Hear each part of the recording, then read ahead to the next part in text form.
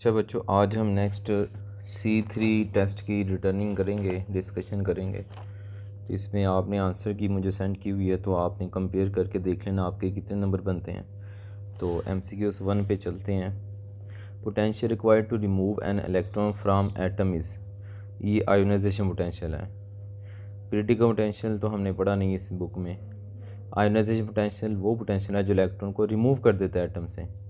और absolute potential तो simple और पोटेंशियल डिफरेंस को कहेंगे।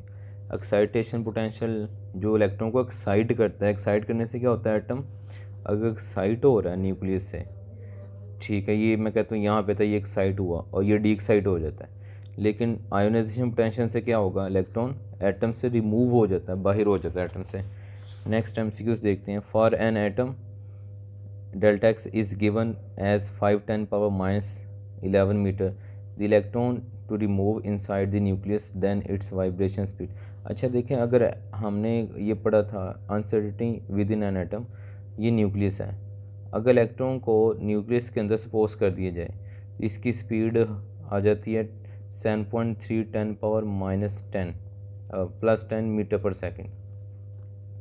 तो देखें, जब इलेक्ट्रॉन्स न्यूक्लियस के अंदर सपोज करते हैं तो इसकी की जो स्पीड आती है वो 10 आती है, मतलब स्पीड ऑफ लाइट से ग्रेटर आ जाती है। तो ये हमने, उसने पूछा था कितनी स्पीड आएगी, तो क्या आएगी, greater than speed of light आ जाती है। ये हमने कैलकुलेशन की थी जब पढ़ा था। अगर बाई सपोज करते हैं तो स्पीड ऑफ लाइट से लेस आती है। उसने अब चूँकि अंदर पूछा तो ये greater than speed of light. Third पे कहता है radiation use to diagnose disease of eyes, तो ये हीलियम नियॉन लेज़र है। ये आपकी बुक में लेज़र के टॉपिक में एंड पे इंफॉर्मेशन में दिया हुआ है। नेक्स्ट है helium neon laser beam emitted from discharge tube has colour, तो हीलियम नियॉन लेज़र से रेड लाइट इमिट होती है, ठीक है। नेक्स्ट देखते हैं, इसमें कहते हैं बामर सीरीज लाइस इन, तो बामर सीरीज जो है वो विजिबल रीजन में लाई करती है, ठीक है। ये मैंने आपको बताया था ऑब्जेक्टिव टाइप में, आपकी बुक में साइड पे टेबल दिया हुआ था, उसमें नेम लिखे हुए थे, लेमन बामर वगैरह। Laser can be made creating, laser light आती है किसको क्रिएट करने से, पॉपुलेशन इन्वर्जन से। अब इसमें बाकी ऑप्शन दिए ना, मेटास्टेबल स्टेट, ये क्रिएट नहीं करते, ये ऑलरेडी होती है। एक्साइटेड स्टेट भी ऑलरेडी होती है, क्रिएट नहीं करते। पॉपुलेशन इन्वर्जन क्रिएट करनी पड़ती है। पॉपुलेशन इन्वर्जन क्या होता है, number of atom in excited state E2 is greater than excited state E1, ठीक है।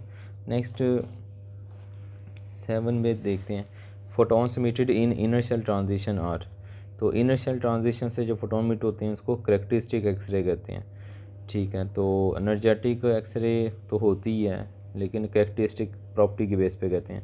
डिसकंटिन्यूस नहीं कहते, कंटिन्यूस नहीं कहते, करेक्टरिस्टिक कहते हैं। कंटिन्यूस कब होती है, जब इलेक्ट्रॉन स्लो डाउन होता है तब कंटिन्यूस होती है, और जब नॉकआउट हो जाता है होल, इनर शेल से होल आते हैं तो करेक्टरिस्टिक आती है। 8 में चलते हैं। The value of radius first of Bohr orbit is, तो फर्स्ट बोहर मॉडल की ये ऑर्बिट की रेडियस होती, यानी first Bohr radius, first radius की वैल्यू 0.053 नैनोमीटर होती है। आगे नेक्स्ट में कहते हैं an excited atom can reside in metastable state for, metastable state में एटम मैक्सिमम 10⁻³ तक स्टे कर सकता है, ठीक है। नेक्स्ट इसमें helium neon laser discharge tube contain neon, helium neon laser में 15% जो है नियॉन होती है और 85% हीलियम होती है। तो अब इसमें नियॉन पूछा है तो 15% आ जाएगा। 11 में कहता है the production of x ray is the reverse process of, x ray production का reverse process photo electric effect होता है, क्योंकि एक्सरे में क्या होता है, इलेक्ट्रॉन मूव करके टारगेट पे पड़ता है, टारगेट पे जब पड़ता है तो यहाँ पे एक्सरे एमिट हो जाती हैं, ठीक है। और फोटो इलेक्ट्रिक इफेक्ट क्या है, फोटो इलेक्ट्रिक इफेक्ट में क्या होता है, लाइट पड़ती है, लाइट पड़ने से क्या होता है, इलेक्ट्रॉन्स एमिट होते हैं। तो देखें यहाँ से ये दोनों एक दूसरे के रिवर्स हो गए। कैसे, इधर इलेक्ट्रॉन फॉल करने से एक्सरे आ रही है, एक्सरे में लाइट, तो इधर लाइट फॉल करने से इलेक्ट्रॉन आ रहा है, इधर इलेक्ट्रॉन पड़े तो लाइट आई, और इधर लाइट पड़ी तो इलेक्ट्रॉन आए, तो एक दूसरे के ये क्या हुए, रिवर्स हुए। Photo electric effect and X ray production, ये एक्सरे प्रोडक्शन और ये फोटो इलेक्ट्रिक इफेक्ट है। अच्छा, उसके बाद देखते हैं 12 में इन electronic transition atom can not emit, electronic transition में गैमा रेस इमिट नहीं होती, विजिबल लाइट भी इमिट होती है, अल्ट्रा वायलेट भी होती है, इंफ्रारेड भी होती है, लेकिन इसमें गैमा नहीं होती। गैमा न्यूक्लियर ट्रांजिशन से होती है। न्यूक्लियर ट्रांजिशन क्या होता है, न्यूक्लियस एक्साइड करता है, डी एक्साइड करता है, तो गैमा इमिट होती है।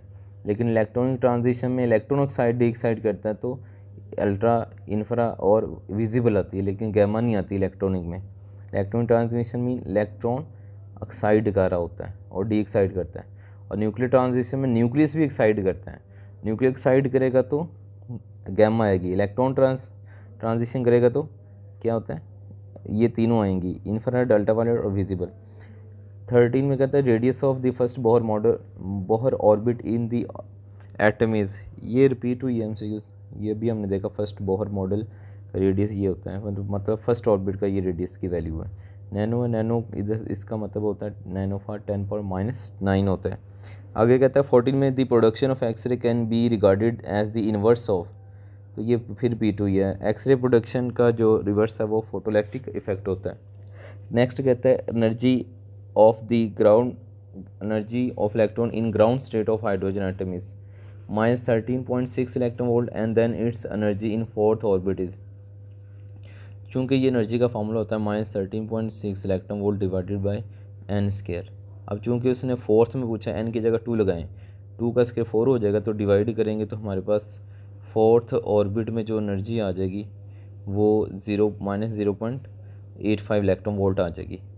16 में कहते हैं the first spectral series of hydrogen atom was discovered by, तो सबसे पहले जो सीरीज डिस्कवर हुई थी वो बामर है। वैसे लेमन फर्स्ट सीरीज़ होती है, बामर दूसरी होती है, और पास्टन थर्ड होती है, फिर ब्रैकेट 4 होती है, ठीक है। रेडबर्ग कोई सीरीज़ नहीं होती, ये वैसे ही उसने ऑप्शन में दिया हुआ। लेकिन पहले सबसे पहले डिस्कवर कौन सी हुई थी, बामर डिस्कवर हुई थी, ठीक है। नेक्स्ट चलते हैं 17 पे, for holography we use laser light.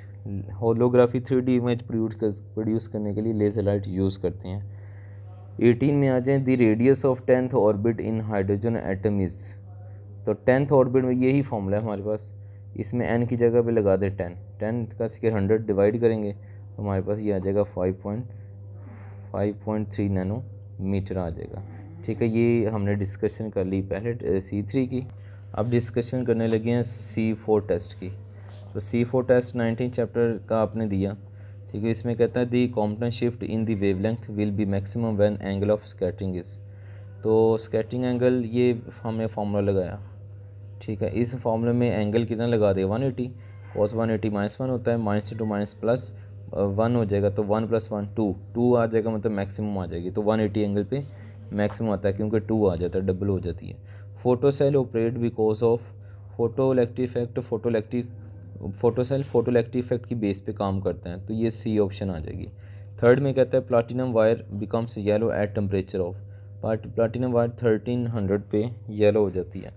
Next चलते हैं 4 पे, 0.5 kg mass will be equivalent to, ये फार्मूला लिखा हुआ है mc², m 0.1 है, c 3×10⁸ सोल्व किया तो ये 9×10⁻15 आ जाएगा।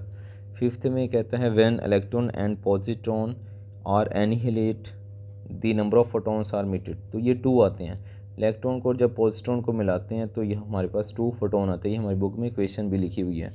नेक्स्ट इसमें कहता है if an object moves with the speed of light its mat will be infinite, ये स्मार्ट सिलेबस से उन्होंने निकाल दिया टॉपिक। ये आइंस्टाइन ने कहा था अगर कोई बॉडी स्पीड ऑफ लाइट से मूव करता है तो उसका मैस क्या हो जाता है, इन्फिनिट हो जाता है, इसलिए हमें इन्फिनिट फोर्स लगाने की पड़ेगी अगर स्पीड ऑफ लाइट से मूव करवाना चाहते हैं तो। 7 में कहते हैं एट हायर एनर्जी, अच्छा ये 6 वाला ये आउट ऑफ सिलेबस हो गया, मतलब ये स्मार्ट सिलेबस में नहीं है, लेकिन आपको ये पता होना चाहिए। 7 में क्या है at higher energies more than 1.0 mega electron volt dominant process pair production, यानी ये हमने पढ़ा था कि अगर एनर्जी 21 चैप्टर में भी ये पढ़ा था, अगर एनर्जी 0.5 से लेस है तो फोटोइलेक्ट्रिक इफेक्ट होगा, अगर एनर्जी लाइट की 1.02 है या इससे ग्रेटर है तो पे प्रोडक्शन होगा। अगर इन दोनों के दरमियान आ जाए, इंटरमीडिएट आ जाए तो फिर कॉम्पटन इफेक्ट होता है। अब चूँकि उसने कहा है कि कितनी है मोर देन 1.02, तो ये कौन सा हो जाएगा, पे प्रोडक्शन हो जाएगा। नेक्स्ट 8 में कहते हैं for black body the X lambda max multiply by T is equal to, ये हमारे पास आता है वेन्स कांस्टेंट लॉ, इसको लिखते हैं 2.9 10⁻³ मीटर केल्विन, ठीक है, एम फॉर मीटर है, तो ये वेन्स कांस्टेंट आ जाएगा। नेक्स्ट 9th है, तो इसमें कहता है value of H prime, H cut है हाइजेनबर्ग कांस्टेंट प्रिंसिपल। तो एच कट किसके इक्वल होता है, एच ओवर 2 पाई। एच की वैल्यू लिखी 2 पाई, वैल्यू पुट की सॉल्व करेंगे तो हमारे पास ये आ जाएगा सी ऑप्शन 1.05 10⁻34 जूल सेकेंड। 11 में कहता है what is the more careful calculation bye Heisenberg. अच्छा, ये कैलकुलेशन मोर एक्यूरेट है, मतलब ये फार्मूला है जिसमें एच कट आता है, ठीक है। तो एच कट इधर किसी में भी नहीं लिखा हुआ, तो अगर मैं इधर लिख लूँ ये h/2 पाई है तो ही फिर ये मोर एक्यूरेट हो जाएगा।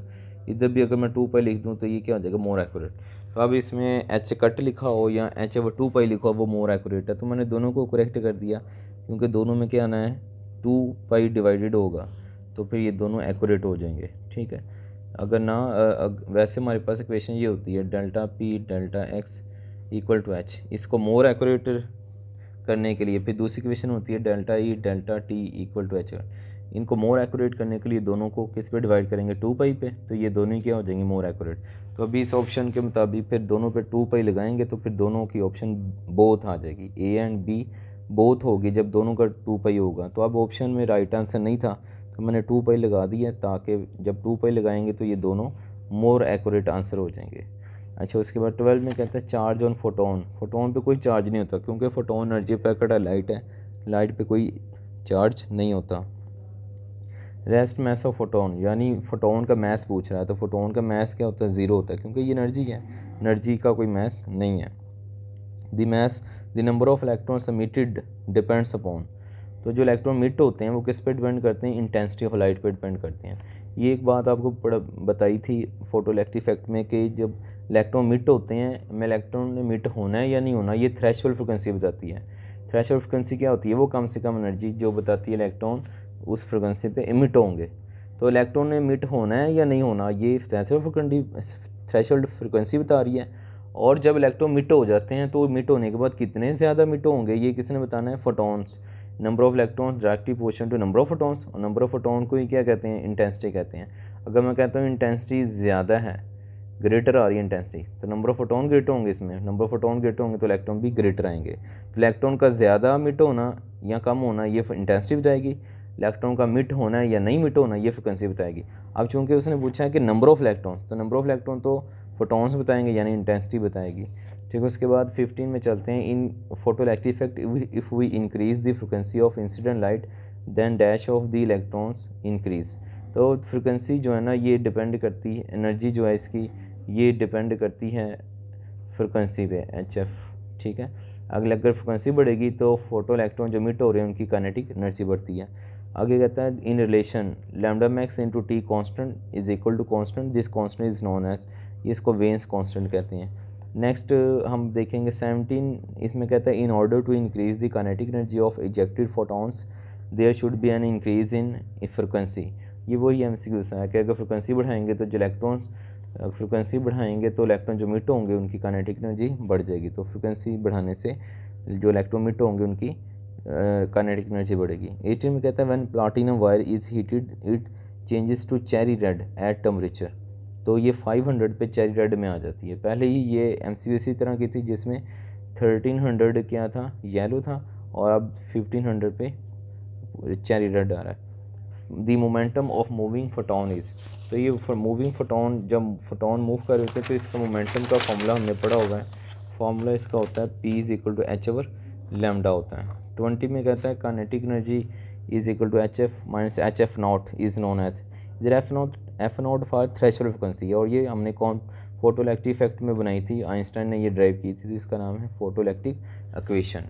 तो ये हमने दोनों टेस्ट की डिस्कशन कर ली, ठीक है बच्चों। तो नेक्स्ट अब कल लेक्चर में बाकी डिस्कशन करेंगे। मिलते हैं नेक्स्ट लेक्चर में। अल्लाह हाफ़िज़।